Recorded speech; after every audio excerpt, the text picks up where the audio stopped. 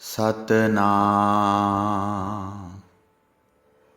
ਸ਼੍ਰੀ ਵਾਹਿਗੁਰੂ ਸਾਹਿਬ JIO. ਪਰਮ ਸਨਮਾਨਿਓ ਗੁਰੂ ਗੁਰੂ ਖਾਲਸਾ ਸਾਧ ਸੰਗਤ ਜੀ, ਵਾਹਿਗੁਰੂ ਜੀ ਕਾ ਖਾਲਸਾ, ਵਾਹਿਗੁਰੂ ਜੀ ਕੀ ਫਤਿਹ। ਪਰ ਤ੍ਰੈ ਰਾਵਣ ਜਾਹੇ ਸਈ ਤਾਲਾ ਜੀਐ ਹੈ।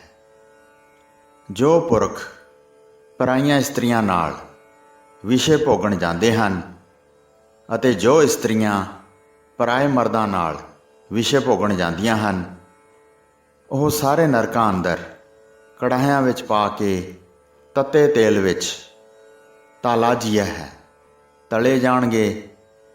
ਅਥਵਾ ਜੋ ਪਰਾਈ ਇਸਤਰੀ ਨੂੰ ਭੋਗਣ ਜਾਂਦੇ ਹਨ, ਉਹ ਜਮਾ ਲਾਜੀਆ ਤਾਂ ਦੋਨਾਂ ਲੋਕਾਂ ਵਿੱਚ ਹੀ ਸ਼ਰਮਸਾਰ ਹੁੰਦੇ ਹਨ। ਅਥਵਾ ਪਰਾਈ ਇਸਤਰੀ ਦੀ ਨਿਆਈ ਭਾਵ ਮਾਇਆ ਈਸ਼ਰ ਦੀ ਹੈ। ਜੋ ਪੁਰਖ ਇਸ ਮਾਇਆ ਰੂਪੀ ਇਸਤਰੀ ਨੂੰ ਭੋਗਣ ਜਾਂਦੇ ਹਨ, ਭਾਵ ਮਾਇਆ ਵਿੱਚ ਹੰਗਤਾ ਕਰਕੇ ਇਕੱਤਰ ਕਰਦੇ ਹਨ, ਉਹ ਨਰਕਾਂ ਰੂਪੀ ਕੜਾਹਿਆਂ ਵਿੱਚ ਪਾ ਕੇ ਤਲੇ ਜਾਂਦੇ ਹਨ, ਭਾਵ ਉਹਨਾਂ ਨੂੰ ਅਤਿਅੰਤ ਦੁੱਖ ਦਿੱਤਾ ਜਾਂਦਾ ਹੈ। ਜੈਸਾ ਕਿ ਗੁਰਬਾਣੀ ਦਾ ਫਰਮਾਨ ਹੈ, ਲੈ ਫਾਹੇ ਰਾਤੀ ਤੁਰੇ ਪ੍ਰਭ ਜਾਣੈ ਪ੍ਰਾਣੀ, ਤੱਕੇ ਨਾਰ ਪਰਾਈਆਂ ਲੁਕ ਅੰਦਰ ਠਾਣੀ, ਸੰਨੀ ਦੇਣ ਵਿਖਮ ਥਾਏ ਮਿੱਠਾ ਮਦ ਮਾਣੀ, ਕਰਮੀ ਆਪੋ ਆਪਣੀ ਆਪੇ ਪਛਤਾਣੀ, ਅਜ਼ਰਾਈਲ ਫਰਿਸ਼ਤਾ ਤਿਲ ਪੀੜੇ ਕਹਾਣੀ। ਪਰ ਨਾਰੀ ਕੀ ਸੇਜ ਪਰ ਭੂਲ ਨਾ ਦੀਜੋ ਪਾਏ, ਕਾਮ ਭੋਗ ਨਹਿ ਕੀਜਿਓ ਤਾਂ ਸੋ ਰੁਚ ਉਪਜਾਏ। ਇੱਕ ਪੂਰਨ ਮਹਾਂਪੁਰਖ ਬਹੁਤ ਤਪਸਵੀ ਸਨ, ਜੋ ਤਪੱਸਿਆ ਦੇ ਨਾਲ ਨਾਲ ਵਿਦਵਾਨ ਵੀ ਸਨ। ਉਹ ਇੱਕ ਦਿਨ ਮਧੂਕੜੀ ਭਾਵ ਗਜਾ ਲਈ ਇੱਕ ਬਸਤੀ ਵਿੱਚ ਗਏ। ਉੱਥੇ ਉਹਨਾਂ ਨੇ ਚਰਖਾ ਕੱਤ ਰਹੀ ਇੱਕ ਔਰਤ ਵੇਖੀ। ਚਰਖੇ ਦੀ ਗੂੰਜ ਸੁਣ ਕੇ ਆਪਣੇ ਖਿਆਲਾਂ ਨੂੰ ਦੋ ਪੱਖਾਂ ਵਿੱਚ ਕਥਨ ਕੀਤਾ, ਜਿਸ ਵਿੱਚੋਂ ਇਹ ਉਪਦੇਸ਼ ਸਿਧਾਂਤ ਕੱਢਿਆ ਤੇ ਆਪਣੇ ਵੱਲੋਂ ਪ੍ਰਸ਼ਨ ਕੀਤਾ ਕਿ ਹੇ ਚਰਖੇ, ਤੂੰ ਚੱਕਰ ਕਿਉਂ ਕੱਟ ਰਿਹਾ ਹੈ ਅਤੇ ਨਾਲੇ ਰੁਦਨ ਕਿਉਂ ਕਰ ਰਿਹਾ ਹੈ? ਤਾਂ ਆਪ ਹੀ ਚਰਖੇ ਵੱਲੋਂ ਉੱਤਰ ਦੇ ਕੇ ਸਮਝਾਉਂਦੇ ਹਨ ਕਿ ਮੈਂ ਪਰਾਏ ਵਸ ਪਿਆ ਹੋਇਆ ਹਾਂ। ਇਸ ਔਰਤ ਦੇ ਵਸੀਕਾਰ ਹੋ ਕੇ ਚੱਕਰ ਵੀ ਕੱਟ ਰਿਹਾ ਹਾਂ ਅਤੇ ਦੁਖੀ ਹੋਇਆ ਰੁਦਨ ਵੀ ਕਰ ਰਿਹਾ ਹਾਂ। ਤਾਂ ਮਹਾਂਪੁਰਖਾਂ ਨੇ ਕਿਹਾ ਕਿ ਤੂੰ ਸੱਚ ਹੀ ਕਿਹਾ ਹੈ। ਰੇ ਰੇ ਜੰਤਰੀ ਕਿਵਾਂ ਰੁਦਰੀ, ਕਿੰਗਰਾ ਕਿੰਗਰਾ ਭਰਮ ਯਤਵੀ। ਤਾਂ ਮਹਾਂਪੁਰਖਾਂ ਨੇ ਕਿਹਾ ਕਿ ਤੂੰ ਸੱਚ ਹੀ ਕਿਹਾ ਹੈ। ਔਰਤ ਦੇ ਨੇਤਰਾਂ ਵਿੱਚ ਇੱਕ ਅਜਿਹੀ ਸ਼ਕਤੀ ਹੈ ਜੋ ਦੇਖਣ ਮਾਤਰ ਹੀ ਪੁਰਖ ਦੇ ਮਨ ਨੂੰ ਭਰਮਾ ਲੈਂਦੀ ਹੈ ਤੇ ਸਪਰਸ਼ ਕਰਨ ਮਾਤਰ ਤੇ ਤਾਂ ਬਚਣਾ ਹੀ ਮੁਸ਼ਕਲ ਹੈ। ਪਰਾਈ ਇਸਤਰੀ ਤੋਂ ਬਚਣ ਲਈ ਗੁਰੂ ਪੀਰਾਂ, ਅਵਤਾਰਾਂ, ਪੈਗੰਬਰਾਂ, ਰਿਖੀਆਂ ਮੁਨੀਆਂ, ਸੰਤਾਂ ਭਗਤਾਂ, ਸਤਿਪੁਰਖਾਂ ਅਤੇ ਸਭਨਾਂ ਨੇ ਹੀ ਆਪਣੇ ਆਪਣੇ ਸਮੇਂ ਅਨੁਸਾਰ ਲਿਖਤਾਂ ਜਾਂ ਪ੍ਰਚਾਰ ਰਾਹੀਂ ਉਪਦੇਸ਼ ਬਖਸ਼ਿਆ ਹੈ। ਰਜ਼ਬ ਜੀ ਇੱਕ ਸਤਿਕਾਰ ਹਸਤੀ ਤੇ ਵਿਦਵਾਨ ਪੁਰਖ ਸਨ। ਉਹਨਾਂ ਦੇ ਜੀਵਨ ਵਿੱਚ ਇੱਕ ਘਟਨਾ ਘਟੀ ਜਿਸ ਵਿੱਚ ਸੰਸਾਰ ਨੂੰ ਪਰਾਈ ਇਸਤਰੀ ਤੋਂ ਬਚਣ ਦੀ ਸਿੱਖਿਆ ਹੈ। ਰਜ਼ਬ ਜੀ ਗੁਜਰਾਤ ਦੇ ਇਲਾਕੇ ਹੋਲੀ ਨਾਮੇ ਨਗਰ ਵਿੱਚ ਪਹੁੰਚੇ। ਸਰੀਰ ਦੇ ਬਣਾਏ ਨਿਯਮ ਅਨੁਸਾਰ ਪੇਟ ਦੀ ਪੂਰਤੀ ਲਈ 8 ਪਹਿਰਾਂ ਵਿੱਚ ਇੱਕ ਵਾਰੀ ਮਧੂਕੜੀ ਦਾਨ ਪ੍ਰਾਪਤ ਕਰਕੇ ਬਾਕੀ ਸਮਾਂ ਪਰਮਾਤਮਾ ਦੀ ਬੰਦਗੀ ਵਿੱਚ ਗੁਜ਼ਾਰਦੇ ਸਨ।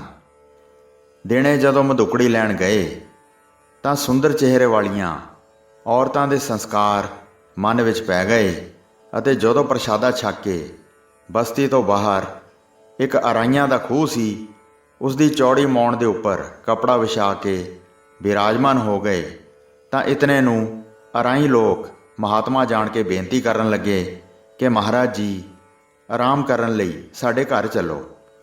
ਸਰੀਰ ਨੂੰ ਆਰਾਮ ਦੇਣ ਲਈ ਮੰਜਾ ਬਿਸਤਰਾ ਸਵੀਕਾਰ ਕਰੋ। ਤਾਂ ਰਜ਼ਬ ਜੀ ਨੇ ਇਨਕਾਰ ਕਰਦਿਆਂ ਕਿਹਾ ਕਿ ਸਾਧੂ ਨੂੰ ਬਸਤੀਆਂ ਵਿੱਚ ਨਹੀਂ, ਜੰਗਲਾਂ ਵਿੱਚ ਹੀ ਬਿਰਾਜਣਾ ਚਾਹੀਦਾ ਹੈ। ਰਾਤ ਪਰਮਾਤਮਾ ਨੇ ਗ੍ਰਸਤੀਆਂ ਦੇ ਸੌਣ ਲਈ ਅਤੇ ਸਾਧੂਆਂ ਦੇ ਭਜਨ ਕਰਨ ਲਈ ਬਣਾਈ ਹੈ। जैसा कि भिन्नी रैनड़िया चमकण तारे, जागे संत जना मेरे राम प्यारे।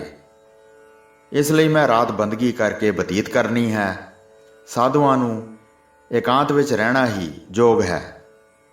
तदों अराई तां अपने घर परत गए ते बंदगी करदिआं जदों रज़ब जी नूं सुस्ती पै गई तां रज़ब जी शरीर नूं कुछ आराम देण लई खूह दी मौण दे उपर ही सौ गए। जो दिने संस्कार पए सन कि इहो जिहियां सुंदर औरतां तां मेरे जीवन नूं डेग ना देण, उन्हां ही संस्कारां दा सुपना आ गया। तां जदों औरतां सुपने विच रज़ब जी दा सत भंग करन लई इन्हां नूं पकड़न लगीਆਂ ਤਾਂ ਸੁਪਨੇ ਦੇ ਵਿੱਚ ਹੀ ਉਹਨਾਂ ਤੋਂ ਆਪਣੇ ਆਪ ਨੂੰ ਛੁਡਾ ਕੇ ਜਦੋਂ ਦੌੜਨ ਲੱਗੇ ਤਾਂ ਸੁਪਨੇ ਦਾ ਅਸਰ ਸਰੀਰ 'ਤੇ ਹੋਣਾ ਅਸੰਭਵ ਗੱਲ ਨਹੀਂ ਹੈ। ਤੇ ਐਸਾ ਅਸਰ ਹੋਇਆ ਕਿ ਰਜ਼ਬ ਜੀ ਘੜਮ ਦੇ ਨਾਲ ਖੂਹ ਦੇ ਵਿੱਚ ਜਾ ਡਿੱਗੇ।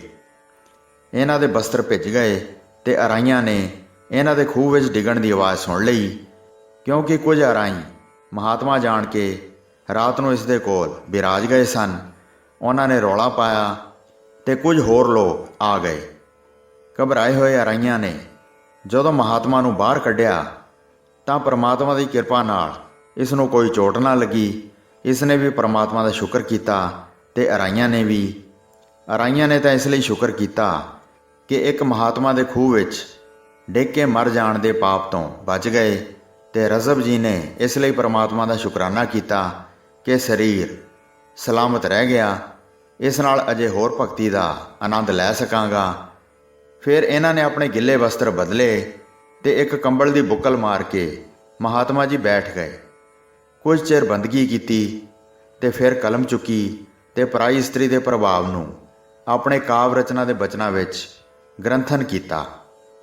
ਸੁਪਨੇ ਮਝਾਰ ਮਿਲੀ ਕਾਮਣੀ, ਗਈ ਕੂਪ ਮੈਂ ਡਾਰ, रजब जिनको प्रतख है तिनको कौन हवाल, तथा पर नारी मीठी छुरी मत कोई लावो अंग, सीस दिए 10 लंकपत पर नारी के संग। इस प्रकार पराई इस्त्री तां सुपने विच भी महात्मा जी कहते हैं कि खूह विच सुट दिंदी है। जिथों तक हो सके बचना चाहिए है। इस तो बचन लई भाई गुरदास जी ने भी अपनी रचना विच गुरमत का गूढ़ा सिद्धांत सरल रूप विच कथन किया है। जैसा कि परत्रिया दीर्घ समान लग जाव देख, जननी भगनी सुता रूप कै निहारीऐ, देख पराइयां चंगियां मावां भैणां धीआं जाणै। इसे भावना नाल ही इन्हां तों बचिया जा सकता है। होईयां भुल्लां चुकां दी खिमा बख्शणी जी। दास नूं आग्या दिओ। वाहिगुरू जी का खालसा, वाहिगुरू जी की फतेह।